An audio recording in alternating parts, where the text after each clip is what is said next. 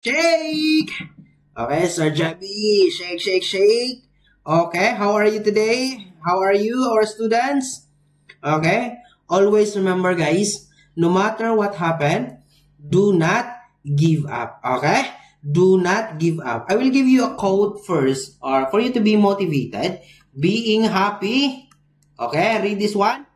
Being happy is a choice. Okay, being happy is a choice, but being unhappy is also a choice, and you have to choose which one. Okay, being happy is a choice, being unhappy is also a choice. Okay, now at this moment, guys, I will teach you how to find horizontal and vertical asymptotes. Okay, I will teach you how to find vertical and horizontal asymptotes.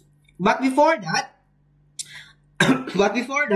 I will define to you what is the meaning of asymptote. What is the meaning of asymptote, Sir Javi? For example, we have a graph. Asymptote means, okay, let us erase this first. Okay, this is very easy, Sir Javi, but we need to understand this, okay? Now, okay, when we talk about asymptotes, okay, if we talk about asymptotes, that simply means that the curve, okay, that the curve is almost approaches, but never touches, okay, never touch, okay, almost approaches but never touch. For example, if we have a graph, okay, if we have a graph, then if our horizontal asymptote is y is equal to 0, so this is our horizontal asymptote. If we have a curve, the curve is going infinite, okay, that is going infinitely, that is infinite curve, but it will always, okay, go smooth but never touches the x-axis. That is the meaning of asymptotes. Again, asymptote almost approaches but never touches. Okay? But we have two types of asymptotes, horizontal and vertical asymptotes. Okay? Now, let's start with vertical asymptotes. Okay? Let's start with vertical asymptotes. That is very easy, Sir Javi. Okay? How to find vertical asymptote? Now, given our f of x is equal to x plus 2 over x minus 1, x plus 3. Now, to get or to find the vertical asymptote, always equate, okay, equate the denominator, okay, equate the denominator into 0. So what? Our denominator here is x minus 1, x plus 3 is equal to 0. Just, okay, just like that. Very easy, right? Now, to find this one, x is equal to 1, x is negative 3. Therefore, we have two vertical asymptotes. We have x is equal to 1 and x negative 3. Therefore, if we are going to graph that one, this is the graph of that function. Now, look at here. The broken dot, this one, x is negative 3. This one is our first vertical asymptote. And also this one, our second vertical asymptote. If you are going to look at the graph, this one, the curve, it will almost approaches to the x is equal to 1. But never touch because that is asymptote. Also here, the curve goes infinitely but never touch at x is equal to negative 3 because that is vertical asymptote. I hope, okay, that is very easy, okay? To get the vertical asymptote, equate the denominator equal to 0, okay? Okay, now, let's proceed to horizontal asymptote. Now, this one, in horizontal asymptote, we have 3 factors to consider. There are 3 cases. First case or case 1, if the degree of numerator is less than the degree of denominator. What does it mean, Sir Javi? Degree means other term of degree, highest exponent. Okay? Highest exponent. Now, this one. If you try to look the numerator, the degree is 8. Correct? The degree of denominator is 9. 8 is less than 9. Correct? Right. Now, if that is the case, the horizontal asymptote is y is equal to 0. Okay?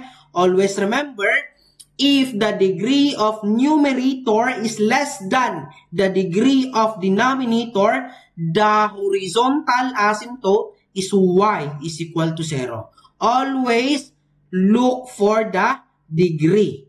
Okay? That's very easy. Now, proceed to case number 2.